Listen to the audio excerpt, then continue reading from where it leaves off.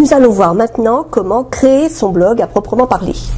Donc je me suis connectée sur un de mes hébergeurs et j'ai choisi de créer un blog dans Créer son blog à la retraite. Donc comme tout à l'heure, nous avons plusieurs dossiers, mais comme je ne veux pas mettre ce blog dans la racine de mon site, je vais cliquer droit sur ce petit icône et je vais créer un dossier que je vais appeler blog.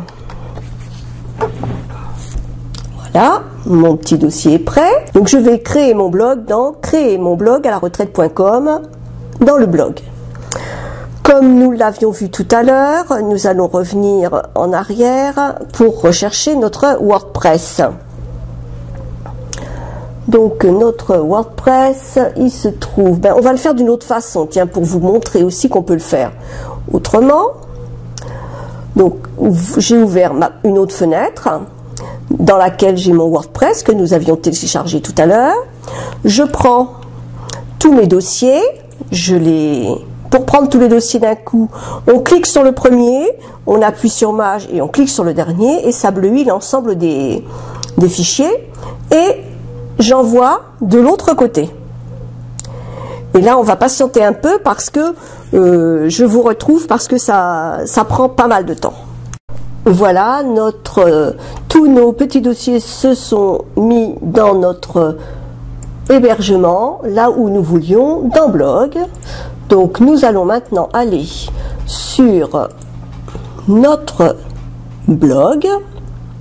Pendant que nos fichiers se téléchargent, on va aller créer une base de données.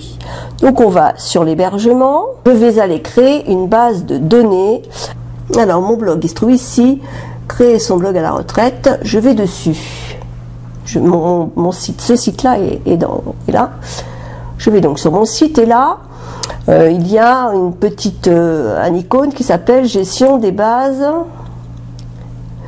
et je vais créer une nouvelle base. Je marque blog rot et là on va faire pareil, copier, coller, donc on va choisir un mot de passe aléatoire. Et on va créer la base de données. Voilà, il nous donne donc tous nos renseignements sur notre base de données.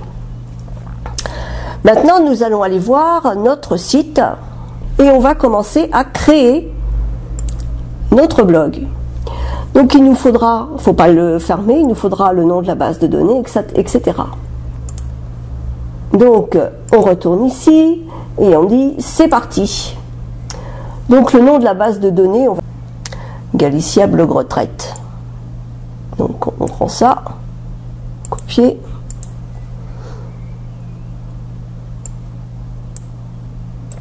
C'est votre nom de base de données. Ici, l'utilisateur, c'est ça.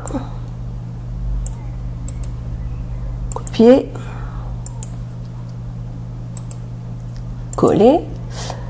Votre mot de passe, c'est ça. Alors, hop. Ah, j'en ai pris de trop. Copier, coller. Vous êtes sûr comme ça de ne pas vous tromper, sinon vous risquez de vous tromper. Donc on lance l'installation. Et là, vous allez mettre un titre. Créer un blog à la retraite.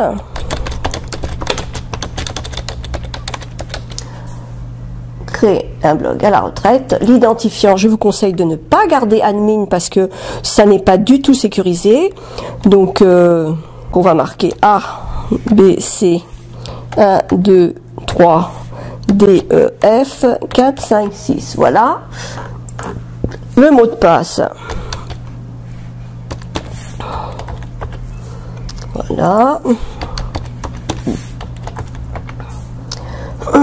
L'adresse de messagerie où vous voulez qu'on vous envoie les messages. Donc moi je vais garder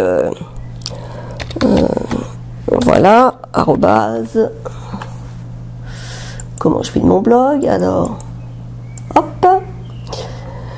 Et je demande, faut laisser cette case cochée que les moteurs de recherche indexent ce site. Moi, je vais le décocher pour l'instant parce que je ne vais pas laisser quel succès. Voilà. Donc, il y a votre identifiant que vous pouvez copier et vous vous connectez.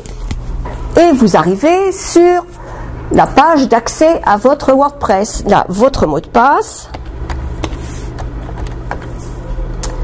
Cliquez ici, mettez pour mettre la croix pour que WordPress se souvienne de vous et vous vous connectez. Voilà, et vous voilà dans le tableau de bord de votre WordPress. Alors, si on veut voir à quoi ça ressemble, pour l'instant, ça ne doit pas ressembler à grand chose.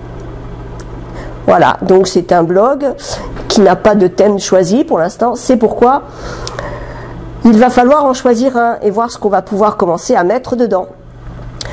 Nous avons terminé pour cette installation de WordPress qui est vraiment extrêmement facile.